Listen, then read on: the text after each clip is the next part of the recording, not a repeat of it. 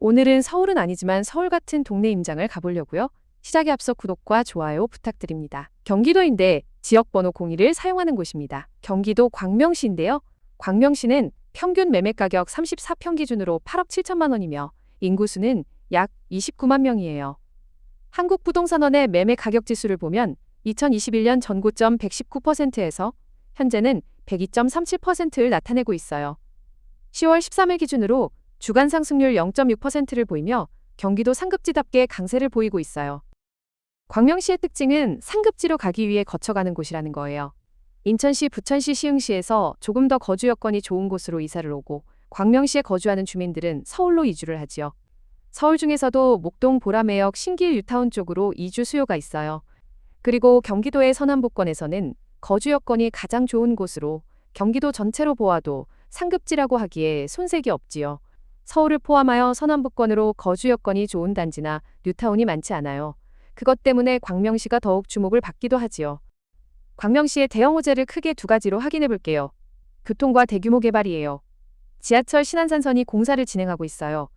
안산시 한양대학교에서 광명역을 거쳐 구로 디지털 단지, 여의도 서울역으로 가는 노선이고 2026년 말에는 개통을 한다고 하네요. 월판선도 공사 중이에요. 시흥시 월곡에서부터 광명, 안양, 인덕원, 판교까지 가는 노선으로 2029년 개통 예정이에요. 일자리가 있는 판교로 가는 노선으로 지하철역 인근에는 상당한 호재로 볼 수 있지요. 그 밖에 광명시흥 3기 신도시를 관통하는 광명시흥선과 인천공항에서부터 원주까지 연결 예정인 GTX-D 노선이 있지만 아직 착공은 안 했어요. 사업비 문제로 지연위기에 있다고 합니다. 광명시흥 신도시 대규모 개발이 예정되어 있어요. 지도에서 보시면 광명 뉴타운, 부천 옥길지구, 광명 하안지구 인근에 있지만 규모는 상상을 초월하는 정도예요. 전체 면적이 여의도의 4.4배이고 세대수는 6만 7천 호가 예정되어 있다고 해요. 하지만 아직 첫 삽도 떼질 못하고 있어요. 최근에는 군사시설 이전을 놓고 문제가 발생하기도 하였지요. 광명시흥 신도시는 이 기 신도시 선정 당시에도 이야기가 있었지만 투기 세력의 문제로 선정 취소가 되었어요. 아마도 상당한 시간이 걸릴 것 같아요. 그 밖에도 광명시에는 대형 병원이 2개나 있어요.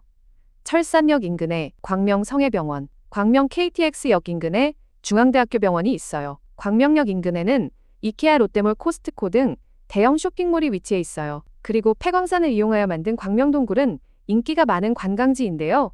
서울 인근에서도 놀러가기 매우 좋아요. 다양한 호재와 거주지로서의 인기를 다시 한번 증명되었지요. 최근 고분양가로 논란이 많던 철산역자이인데요. 특별공급은 18대 1의 경쟁률을 보였고 1순위는 37.9대 1의 경쟁률이 나왔지요.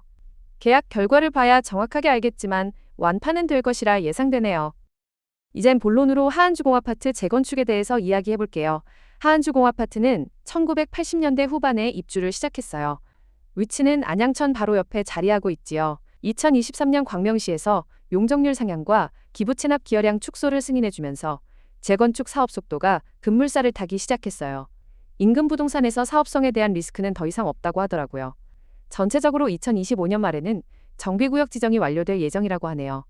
단지 내부의 사업 진행에 따라 시공사에서 걸어놓은 플랜카드가 상당히 많았어요.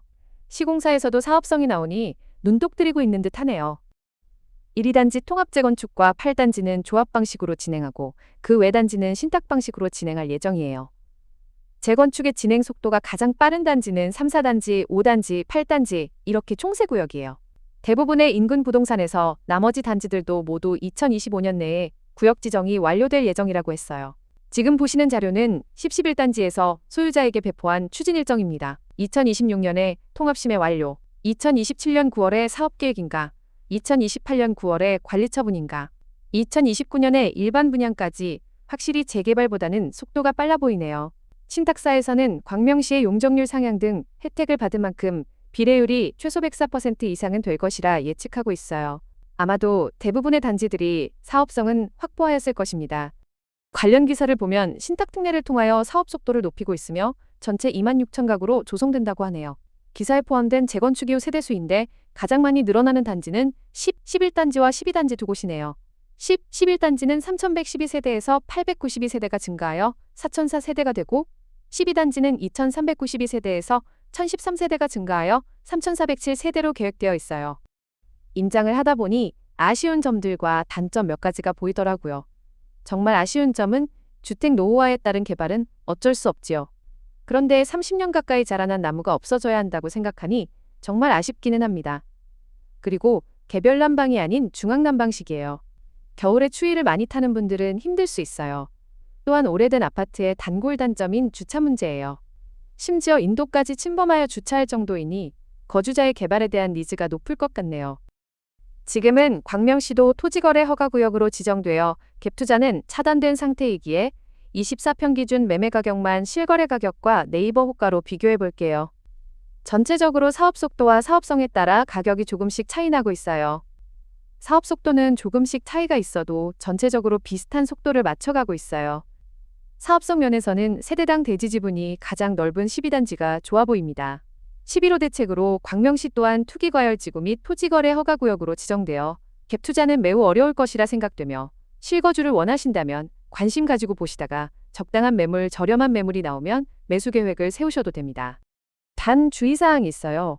투기과열지구 내 재건축에서는 조합 설립 이후 조합원의 지위가 양도되지 않아요. 현금 청산 대상자가 된다는 의미지요. 신탁 방식의 사업 시행자 선정은 조합 방식의 조합 설립 인가와 같은 의미예요. 몇 가지 예외 사항이 있기는 하지만 지금은 예외 없다고 생각하시면 돼요. 다시 정리하자면 조합 설립 또는 사업 시행자 선정 이후에 투기과열지구로 지정된 광명시 재건축 아파트를 매수하실 경우 현금 청산 대상자가 되니 반드시 유의하세요. 지금처럼 화폐의 가치가 하락하고 있는 상황에서 좋은 투자 결과를 만들기 위해서는 항상 관심을 갖고 준비하셔야 해요. 다음에도 좋은 부동산 정보로 인사드리겠습니다. 감사합니다.